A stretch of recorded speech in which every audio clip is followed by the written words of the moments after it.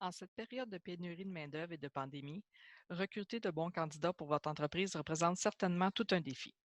C'est pourquoi il nous fait plaisir au réseau AgriConseil Montérégie de vous partager cette conférence de M. Maxime Archambault de Soluflex qui vous permettra de connaître, entre autres, les coûts d'une erreur de recrutement, des stratégies de recrutement, des idées pour faire la sélection de bons candidats et bien plus encore.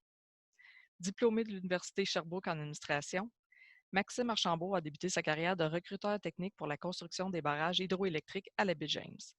Spécialiste en recrutement, il a développé son expertise dans le domaine de l'ingénierie pour avoir occupé le rôle de spécialiste en acquisition de talents pour une firme de génie conseil pendant 10 ans.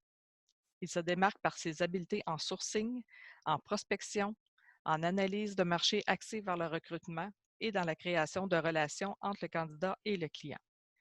Utilisant les dernières techniques dans le domaine, il supporte maintenant les PME pour augmenter les succès d'embauche, développer les compétences des gestionnaires et supporter différentes stratégies recrutement. Nous vous invitons donc à visionner cette conférence pendant laquelle M. Archambault sera disponible pour répondre à vos questions en clavardage dans la section située à droite de votre écran. Il sera aussi disponible pour une période de 10 à 15 minutes après la vidéo, toujours pour répondre à vos questions. Bon visionnement!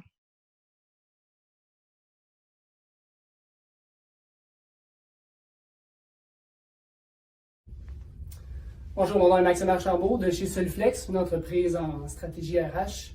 Personnellement, je me spécialise en recrutement depuis plus de 12 ans et aujourd'hui, en collaboration avec AgriConseil, je suis ici pour vous présenter une petite vidéo de 30 minutes sur comment faire l'effet wow pour votre compagnie et aller chercher les meilleurs candidats possibles.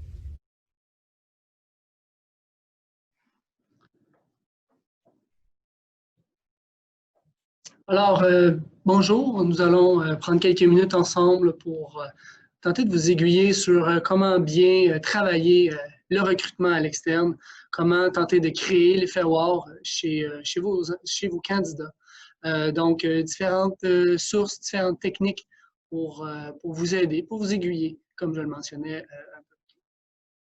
Si on commence évidemment par les enjeux du recrutement, vous le savez, pénurie de candidats qui existe un peu partout ici dans la province au Québec.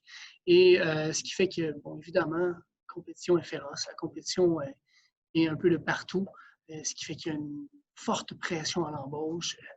On a un seul candidat, est-ce qu'on l'embauche immédiatement? Est-ce que c'est le meilleur candidat possible pour notre entreprise ou notre business? Donc, effectivement, il y a une pression qui se fait très forte au niveau de la rapidité de l'embauche parce que le candidat est sollicité de tous bords, tous côtés.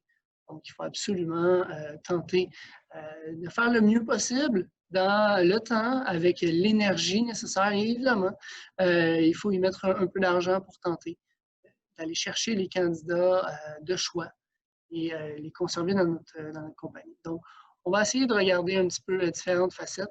J'aurais une première question pour vous. Bon, on y va à cette vidéo, mais si on y va, selon vous, là, combien peut coûter un processus de recrutement donc, de A à Z? Comment peut engendrer, quels seraient les frais? Donc, vous avez l'option A, l'option B ou l'option C, donc soit de 0 à 500, de 1000 à 3000 $ ou plus de 3000, dépendamment des postes évidemment, mais en moyenne, on pourrait dire qu'entre 1000 et 3000 $ pour un poste d'entrée peut être un montant qui est raisonnable pour une embauche.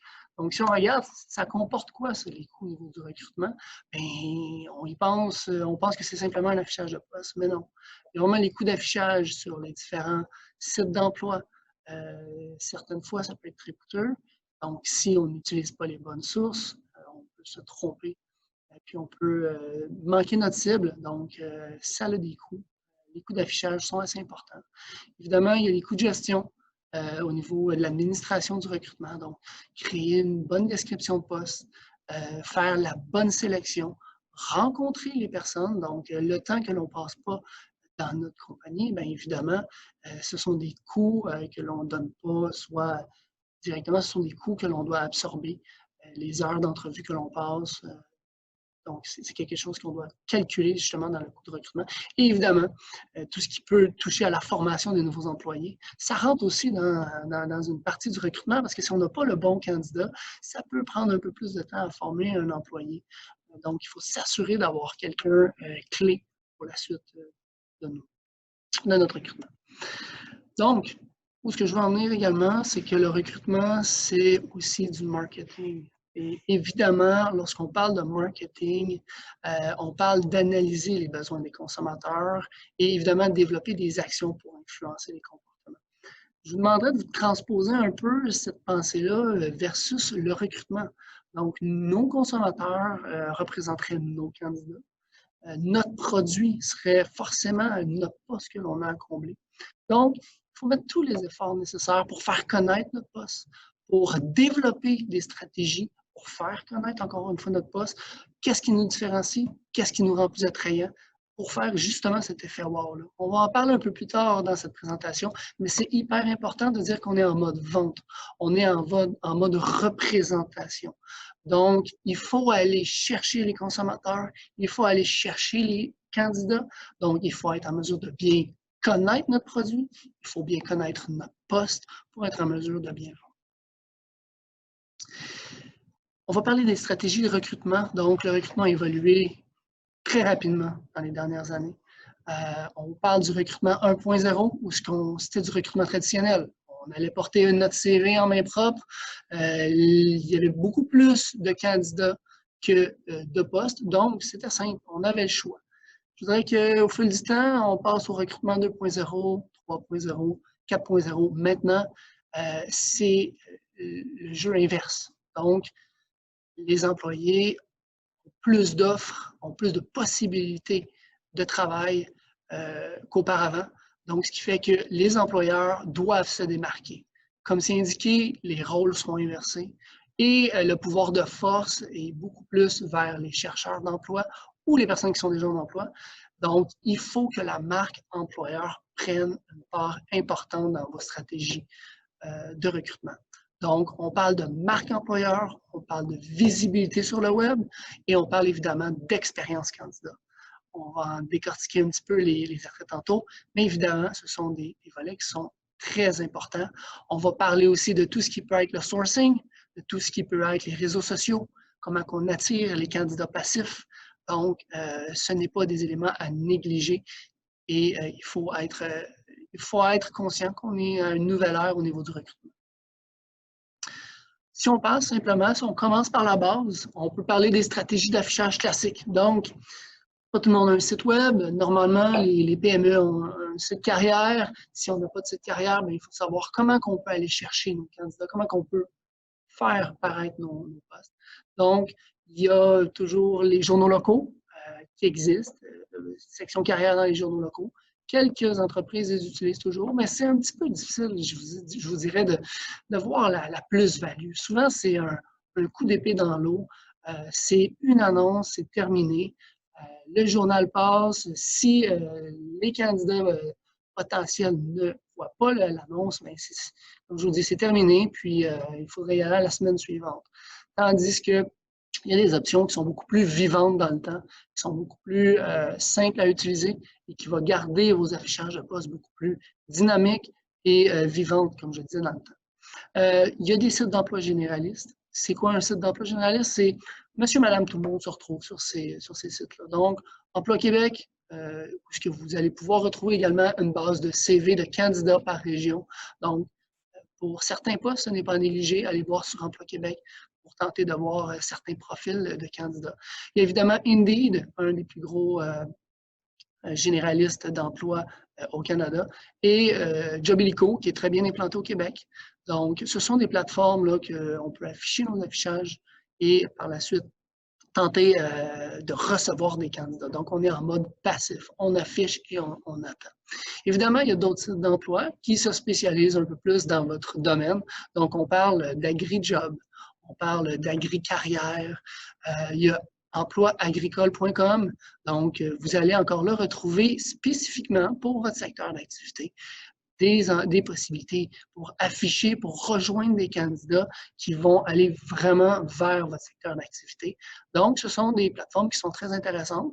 Si vous ne les connaissez pas, je vous invite à aller les consulter, à aller voir comment vous pouvez bonifier, si on veut, votre visibilité à travers ces sites spécialisés. Évidemment, il existe différents centres d'emploi dans votre domaine, donc les CAE, les centres d'emploi agricoles. Je vais vous donner un coup de main également pour tenter d'afficher des postes ou de faire d'aller chercher des candidats, peut-être qu'ils ont même eux entre les mains. Bref, c'est une option qui peut être à regarder. Évidemment, on ne s'en sauve pas, il y a les réseaux sociaux. Donc, il y a LinkedIn, il y a Facebook, il y a Twitter. Il s'agit de bien comprendre les réseaux sociaux, il s'agit de bien cibler qui s'y retrouve et tenter d'ajuster, si on veut, notre discours, notre approche, nos annonces sur ces différentes plateformes-là. Évidemment, si on parle de domaine agricole, ça peut moins se retrouver sur LinkedIn ou peut-être Twitter. Par contre, j'ai fait quelques recherches puis je vous confirme que Facebook est une avenue très intéressante pour afficher des postes dans votre secteur. Donc, juste rapidement, j'ai été en mesure de voir deux groupes sur Facebook où ce qu'on peut échanger, afficher des postes, même il y a des candidats qui proposent leurs services selon différentes régions. Donc, rapidement, j'ai vu Emploi agricole au Québec, qui regroupe environ 1400 membres, donc ce n'est pas à négliger. Et évidemment, Recherche Emploi agricole Québec, donc 1900 membres. Encore là, c'est quelque chose qui peut être intéressant. Normalement, c'est ouvert à tout le monde. Vous créez un compte Facebook si vous n'en avez pas déjà un. On va regarder ça un peu plus tard, comment générer du contenu. Mais également, ce qui est intéressant, c'est que vous pouvez demander de faire partie de ces groupes et de poster, si on veut, vos affichages de postes et de même voir un peu qui peut être disponible dans votre région à ce moment-là. Donc, c'est une des belles avenues qui doivent être à considérer, évidemment, dans votre secteur d'activité. Il existe une panoplie d'autres stratégies à l'externe. Il faut savoir si c'est pour nous, savoir si c'est adaptable à notre réalité. Je vous en propose quelques-unes, voir si vous en avez déjà utilisé ou si c'est quelque chose qui peut être nouveau ou à développer pour vous. Donc, évidemment, il y a les fameux salons d'emploi. Dans votre secteur d'activité, il doit exister des salons d'emploi annuels. Donc, restez à l'affût. Ce sont des possibilités où ce que les candidats se présentent et vont directement vers vous parler de vos postes. Donc, le salon d'emploi typique. Évidemment, il y a des journées portes ouvertes. Donc, ça, ce n'est pas à négliger. Même des PME dans toutes les sphères, que ce soit en informatique, que ce soit en génie, en construction, en agriculture, vous pouvez faire des journées portes ouvertes pour dire venez chez nous, venez voir nos installations, venez voir comment on travaille, venez voir les postes que l'on a à offrir, puis rapidement, ça peut bonifier, si on veut, quelque chose au niveau de ce que vous pouvez apporter aux candidats directement chez vous. Donc, ça demande un peu plus de préparation. Par contre, ça a eu des belles retombées dans certaines compagnies où nous l'avons fait. Donc, des journées portes ouvertes ou même peut-être des 5 à 7 selon ce que vous préférez. Évidemment, les stages, pas les stages, mais les écoles, les différentes écoles, les secondaires, les cégeps, les formations professionnelles, où ce que vous allez pouvoir aller chercher de la main-d'œuvre. Donc, il ne faut fermer aucune porte. Il faut essayer de maximiser justement votre visibilité dans ces écoles-là, ou du moins vous faire connaître par les coordonnateurs de stage ou par les différents programmes qui sont dans votre milieu et dans votre secteur. Évidemment, bon, on parle d'agences de recrutement, firmes de chasse de tête, ce sont d'autres options qui sont envisageables pour certains postes un peu plus difficiles, un peu plus techniques. Donc, ce sont des possibilités qui sont offertes là, dans les stratégies à l'externe. Aussi, ben, il faut considérer des profils que l'on dit des profils atypiques, donc des profils peut-être que vous ne pensiez pas, qui sont complètement dans le champ gauche, là, mais qui peuvent vraiment être des candidats de choix ou des profils de travailleurs intéressants pour vous. Avec la COVID, il y a beaucoup de personnes qui commencent à se remettre en question, donc le domaine de la restauration, il y a plusieurs domaines qui ont été affectés. Donc, il s'agit de voir si dans ces secteurs-là, il y aurait des personnes qui pourraient être intéressées à venir travailler. Donc, des fois, il y a des compétences qui sont vraiment transférables d'un domaine vers un autre. Il faut juste ouvrir, si on veut, notre éventail de profils et de candidats pour tenter d'aller chercher peut-être un candidat qu'on pensait un peu loin. Et évidemment, dans votre domaine, beaucoup d'embauches de travailleurs étrangers. Donc, il y a vraiment des firmes qui se spécialisent. Il y a des programmes également qui sont disponibles pour embaucher des travailleurs étrangers. Évidemment, c'est une grosse partie de votre recrutement. Donc, il ne faut vraiment pas négliger ces options-là. On pourrait vous en parler un peu plus longuement, mais comme on a uniquement 30 minutes, je veux me concentrer sur comment on peut tenter de bonifier vos affichages de poste et comment aller chercher le maximum de visibilité, puis bien cibler vos candidats. D'autres stratégies, on parle maintenant des stratégies à l'interne. Donc, souvent, on a des employés, puis on les implique pas assez. Où ce que je veux en venir, c'est que souvent, nos employés connaissent peut-être un ami, peut-être un frère, ou peut-être même de la parenté. Il faut faire savoir à nos employés que l'on est à la recherche. Que ce soit en affichant sur un tableau général les affichages de postes, les postes qui sont disponibles en temps réel au moment où on se parle. Donc, il faut impliquer nos employés. Comment on peut les impliquer? Soit par des programmes de référencement, soit par des programmes d'ambassadeurs. Il y a aussi des concours de recrutement interne qui peuvent être disponibles. Donc, c'est tenter de les impliquer, mais aussi de leur dire, bien, écoutez, si tu m'aides et si tu parles de nos postes, de nos besoins, bien, il y a peut-être quelque chose de disponible pour toi. Donc, est-ce qu'on peut donner un petit montant si, si un de mes employés réfère, est-ce qu'il peut avoir un petit montant pour offrir justement à cet employé-là qui a été qui m'a aidé justement au niveau du recrutement. Un ambassadeur, c'est quoi un ambassadeur? Bien, c'est quelqu'un qui va vraiment prendre part à vos stratégies recrutement. C'est quelqu'un qui va vraiment vous aider, vous supporter. Donc, si vous faites des publications sur Facebook, si vous faites des envois par courriel, si vous voulez rechercher, bien, c'est quelqu'un qui va vous aider, qui va parler de votre compagnie, qui va avoir à cœur ce qu'il fait chez vous. Donc, vous avez des employés comme ça. Identifiez-les et impliquez-les. Envoyez-leur les posts sur Facebook, demandez leur participation pour qu'ils transfèrent dans leur réseau. Donc, tentez de les impliquer. Des concours recrutement, je donne un exemple. Peut-être que ce n'est pas applicable à votre secteur, mais encore là, peut-être que oui. Il faut être créatif. Une compagnie, une PME, une petite PME qui disait, bien, écoutez, pour tout candidat, tout CV qui vient vers moi et qui sont intéressés, bien, je vous mets un nom dans le chapeau. Puis, à la fin du mois après un mois ou après 2 mois, à chaque fois que vous avez votre nom dans le chapeau, lorsque vous référez un candidat, bien, on va faire tirer un iPad, on va faire tirer une carte cadeau. Donc, ce sont des petits concours comme ça qui fait whoop, les employés peuvent être un peu plus intéressés ou un peu plus à l'affût à parler de vos offres parce qu'on ne se cachera pas, au final, il y a soit du monétaire ou il y a soit peut-être quelque chose que vous allez leur donner, une participation, comme je disais, à un concours. Évidemment, bon, ben, le développement des compétences ou les promotions à l'interne, ça peut être un autre sujet complètement à part, mais il faut savoir que même à l'interne, on peut voir peut-être à combler des postes qu'on n'avait pas ou segmenter certains postes pour travailler, si on veut, offrir d'autres postes à d'autres personnes qui sont à l'interne. Une des stratégies que je trouve la plus performante et qui, selon moi, gagne à être connue et gagne à être utilisée, c'est vraiment la vidéo. Vous allez voir sur les sites carrières, chez les compagnies, on présente la compagnie avec une vidéo, on présente les réalisations.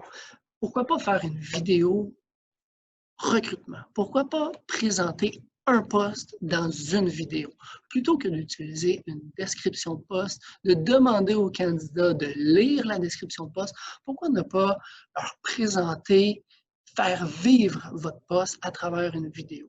Donc, utilisez des images de votre compagnie, de vos installations, des images de vos employés s'ils sont ouverts à l'exercice, des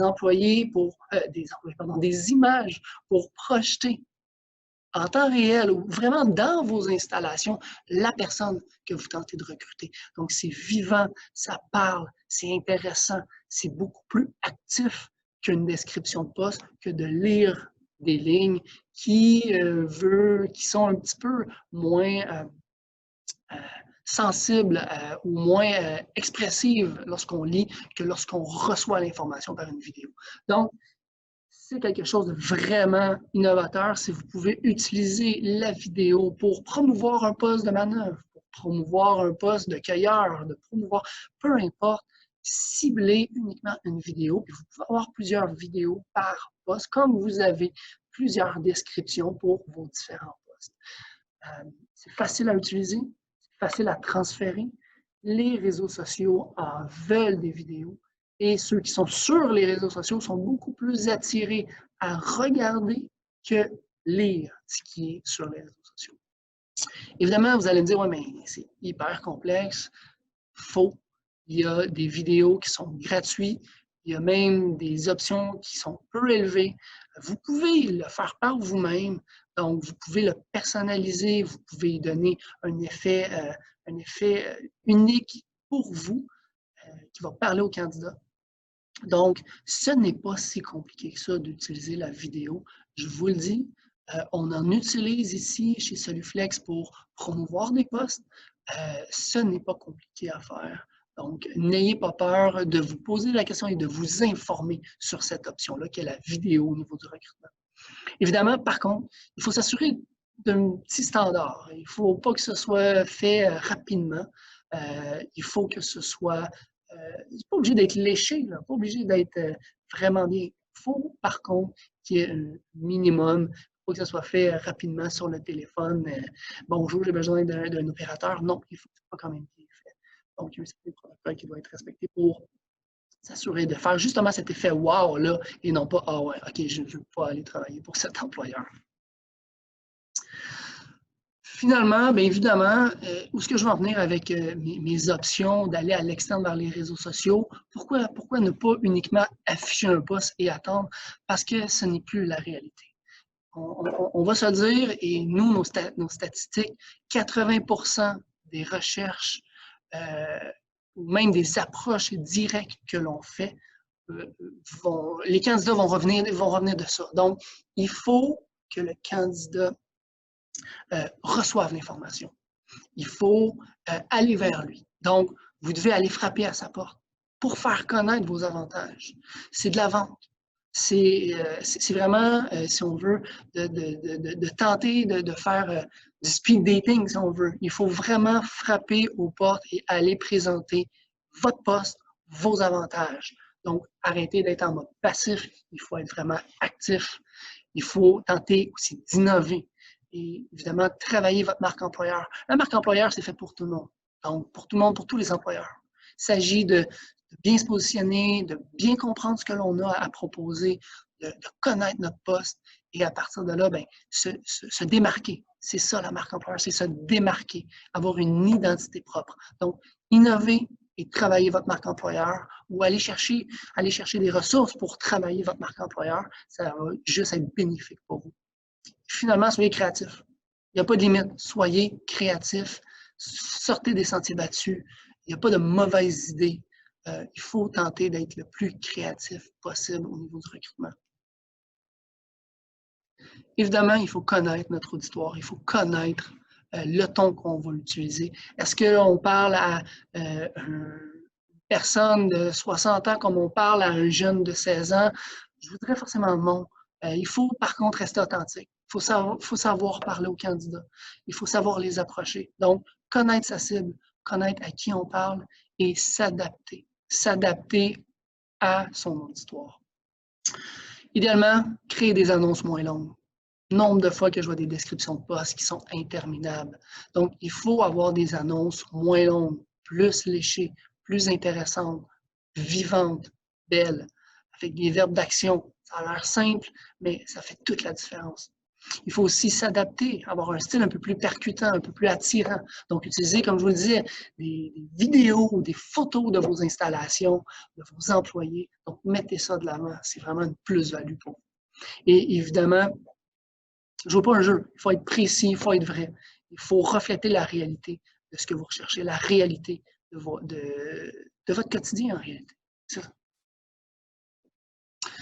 Le secret pour rendre vos postes intéressants, je parle souvent, exemple, ils me disent, ben, écoute, moi, mon poste de commis, il n'y a rien d'intéressant à faire. C'est un poste d'entrée, c'est pas le fun. Il faut y aller à l'inverse. Il ne faut pas avoir l'impression que votre poste n'intéresse personne. Au contraire, posez-vous les questions. Les candidats qui sont dans ce poste-là, il faut tenter de comprendre pourquoi ils sont dans ce poste-là. Qu'est-ce qui les laisse dans ce poste-là? Qu'est-ce qui font qu'ils vont venir postuler? Qu'est-ce qui va différencier votre poste d'un autre poste? Qu'est-ce qui va faire que quelqu'un va vouloir aller travailler un peu plus, je ne sais pas moi, en production que justement dans le domaine de service client? Donc, qu'est-ce qui fait la différence de votre poste versus un autre? C'est sûr qu'il y en a. C'est sûr qu'il y en a. Et ça, si vous ne le savez pas, il faut que vous vous penchiez à vous poser les bonnes questions. Il faut réfléchir également à ce que peuvent gagner vos candidats. Qu'est-ce qu'ils vont gagner à venir travailler chez vous? Est-ce que vous avez une équipe solide, une équipe qui sont tissées serrées depuis longtemps? Est-ce que les conditions de travail sont intéressantes? Est-ce qu'il y a des heures flexibles? Est-ce qu'il y a la localisation? C'est souvent, on met ça de côté, mais le monde veut se rapprocher de la maison, veut être un peu moins loin. Donc, la localisation, est-ce que c'est un avantage pour vous? Est-ce que vous allez être capable de ratisser des candidats dans votre communauté? Et évidemment, bien, les défis, les projets que vous avez à avoir, les projets que vous pouvez proposer à vos candidats. Donc, l'objectif, c'est vraiment de répondre et de maximiser, de répondre à ces points-là et de maximiser les efforts en pointant les informations vers ce que vous voulez vendre et amener ça vers le candidat, leur présenter la plus-value, même si vous pensez que votre poste n'est pas intéressant, c'est faux. Il y a quelque chose en arrière que vous ne saisissez peut-être pas, mais il y a quelqu'un quelque part qui veut travailler pour ce type de poste. Votre marque employeur, votre réputation, on en parlait un peu tantôt, votre parcours carrière, vos réseaux sociaux, il faut que ça soit vivant, il faut que ça soit attrayant, soyez actif, il ne faut pas que ce soit un poste tous les mois, il faut que ce soit actif, il faut que vous alimentiez votre fil Facebook ou votre plateforme que vous utilisez pour vendre vos postes. Présentez des portraits d'employés. C'est qui vos employés clés? Pourquoi ils aiment travailler chez vous? C'est quoi leur passion? C'est quoi leur passe-temps?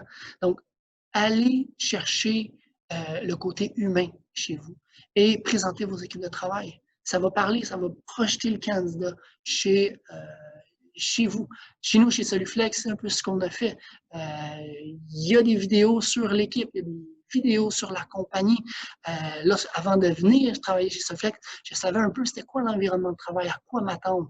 Donc, c'était déjà une barrière qui était enlevée pour me permettre d'aller un peu plus loin sur l'intérêt que j'avais d'aller chez Soluflex. Donc, mettez ça de l'avant, c'est quelque chose qui est hyper important.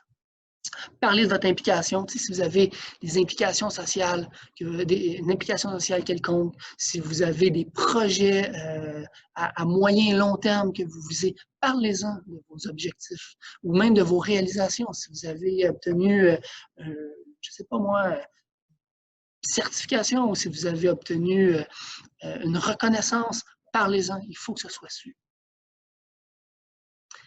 Élaborer des profils de poste et des compétences. Bon, je vous l'ai dit, une description de poste, il y a différents volets, mais il faut savoir aussi qu'est-ce qu'on cherche. Donc, il y a différents postes, des postes plus techniques, des postes plus manœuvres, des postes même peut-être de gestion. Il faut savoir qu'est-ce que l'on recherche chez un candidat. Je vous donne des pistes de solutions rapidement parce qu'on pourrait en parler pendant longtemps, mais chez les candidats, je vous dirais, il y a 3 savoirs. Lorsqu'on passe des entrevues, il y a différents éléments qu'on doit évaluer. Il y a le savoir-être, le savoir et le savoir-faire. Je ne vais pas m'éterniser sur ça.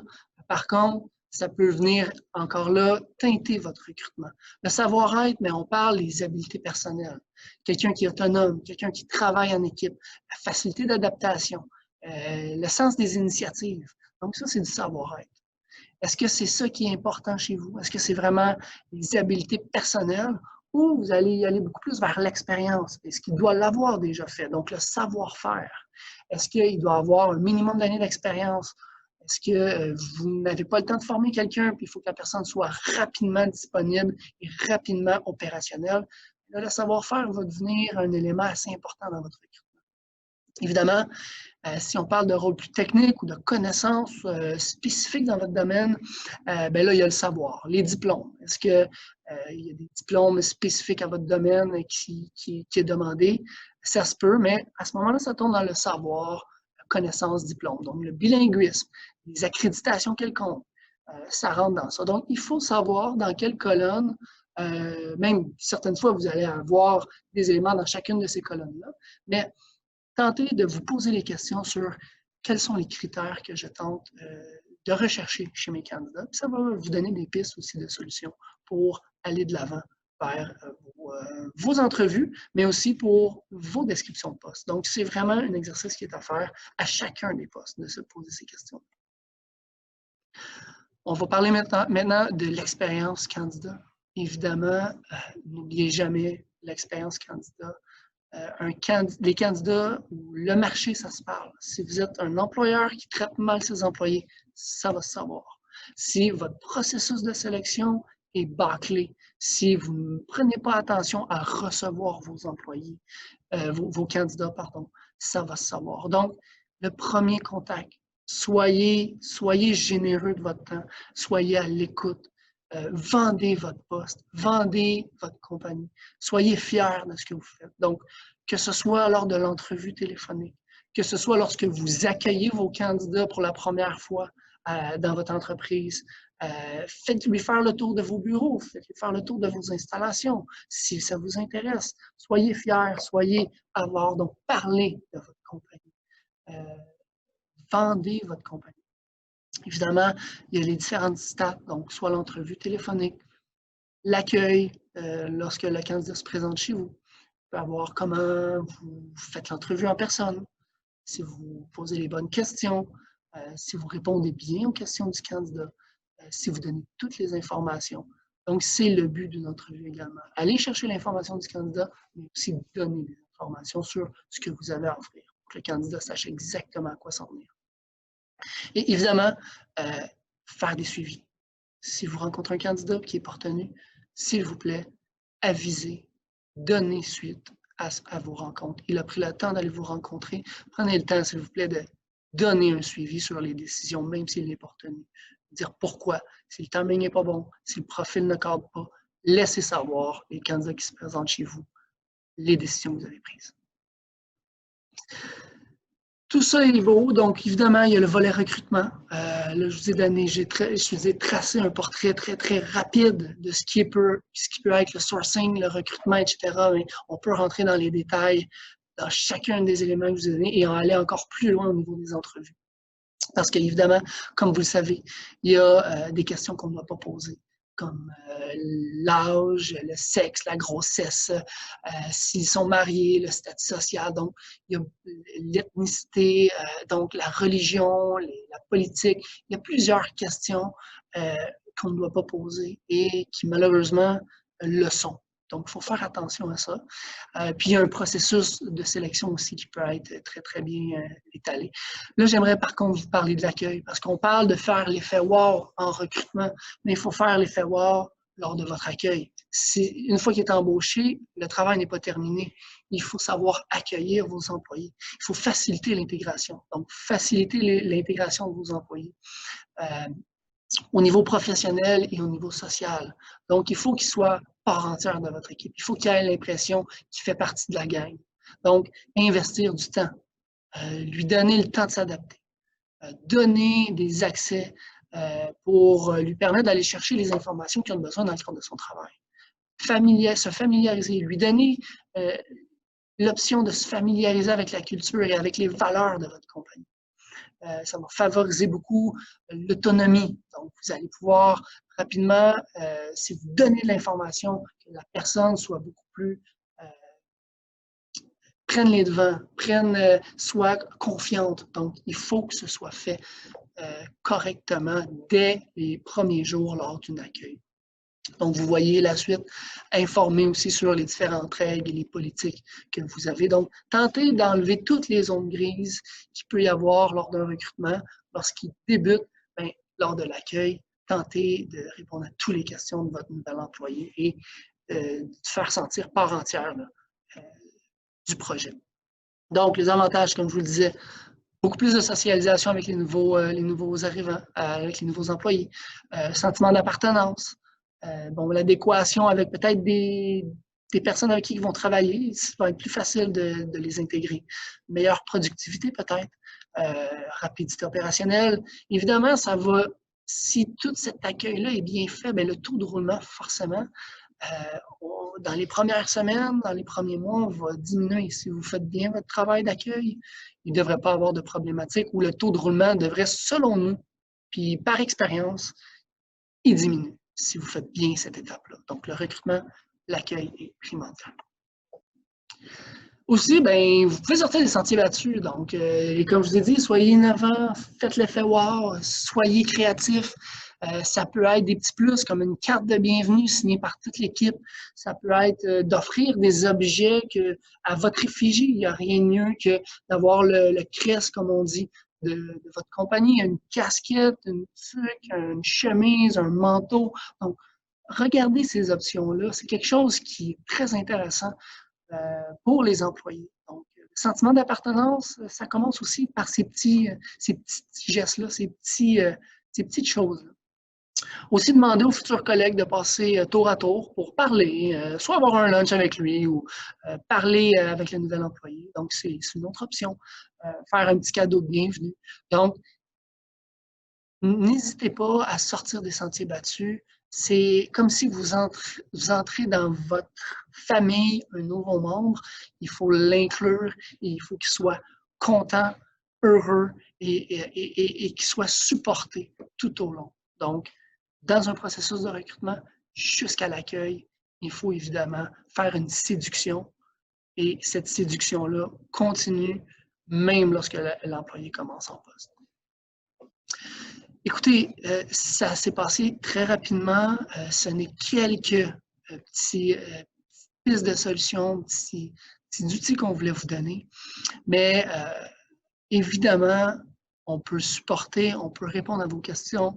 Je vais être présent aujourd'hui. Si vous voulez venir me rencontrer, ça va me faire plaisir de répondre à vos questions, de voir s'il y a certaines choses qui peuvent être adaptées à vous. Sinon, bien évidemment, Soluflex, notre site web, je vous invite à me contacter ou à me contacter directement à cette journée où est-ce que vous êtes présent aujourd'hui. Je vous remercie. Alors voilà, merci pour ces quelques minutes. Je vous invite à nous contacter au besoin si vous avez des questions. J'espère vraiment que ça vous avez apprécié et que ça va vous permettre de faire l'effet WOW pour vos prochaines embauches.